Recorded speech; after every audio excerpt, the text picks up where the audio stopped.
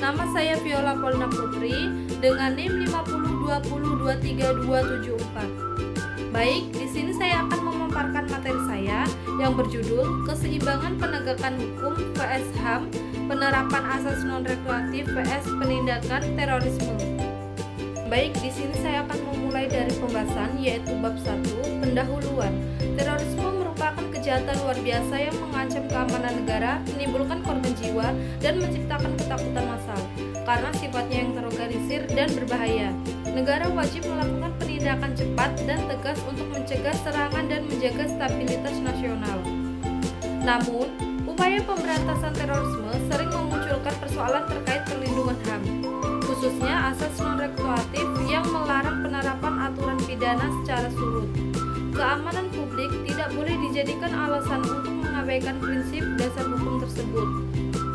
Risiko pelanggaran HAM juga dapat muncul melalui penangkapan tanpa bukti yang kuat, penahanan panjang, pemberantasan pendampingan hukum, hingga kekerasan dalam interogasi. Oleh karena itu, diperlukan keseimbangan antara penegakan hukum dan perlindungan HAM agar pemberantasan terorisme tetap efektif tanpa menghilangkan kepastian hukum dan hak-hak dasar setiap individu. Selanjutnya, rumusan masalah. Yang pertama, hubungan asas non-retroaktif dengan penindakan terorisme. Yang kedua, potensi pelanggaran HAM dalam penanggulangan terorisme. Yang ketiga, upaya menjaga keseimbangan antara penegak hukum dan HAM. Selanjutnya, tujuan penulisan. Yang pertama, menganalisis penerapan asas non-retroaktif. Yang kedua, mengidentifikasi potensi pelanggaran HAM. Yang ketiga, menjelaskan langkah menjaga keseimbangan hukum dan HAM. Selanjutnya, konsep asas non-retroaktif. Asas non-retroaktif atau nullum crimen nulla poena sin praevis lege post nihil merupakan prinsip fundamental dalam hukum pidana yang menyatakan bahwa seseorang hanya dapat dipidana atas perbuatan yang pada saat dilakukan sudah diatur sebagai tindak pidana. Dengan kata lain, hukum pidana tidak boleh diberlakukan secara surut. Asas ini bertujuan memberikan kepastian hukum bagi masyarakat, mencegah kriminalisasi sewenang-wenang, serta memastikan bahwa negara tidak membuat aturan baru hanya untuk menghukum seseorang atas tindakan masa lalu. Oleh karena itu, asas non-retroaktif tidak hanya berfungsi sebagai norma hukum pidana, tetapi juga sebagai perlindungan penting dalam konteks HAM. Dalam sistem hukum Indonesia, asas ini ditegaskan dalam pasal 1 ayat 1 KUHP dan pasal 281 ayat 1 Undang-Undang 1945, instrumen HAM internasional seperti ICCPR yang telah diratifikasi Indonesia.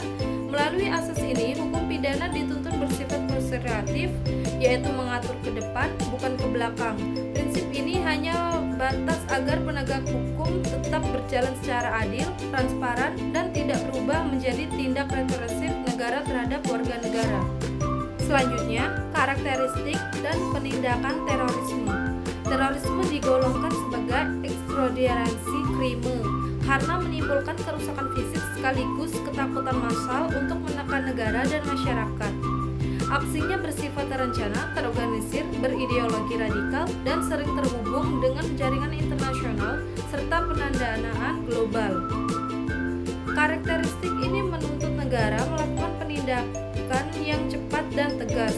Oleh karena itu, aparat menggunakan langkah-langkah luar biasa atau extraordinary measure seperti penyadapan intelijen, penangkapan terhadap pihak yang diduga terlibat, operasi bersenjata, dan penahanan jangka panjang selama penyelidikan. Pemerintah juga memperkuat regulasi anti-terorisme untuk menjerat seluruh fase kejahatan mulai dari perekrutan, propaganda, pelatihan, hingga pendanaan. Dengan kata lain, kompleksitas dan bahaya terorisme membuat negara harus bertindak represif untuk menjaga keamanan publik, namun tetap dalam koridor hukum agar tidak mengabaikan hak asasi manusia.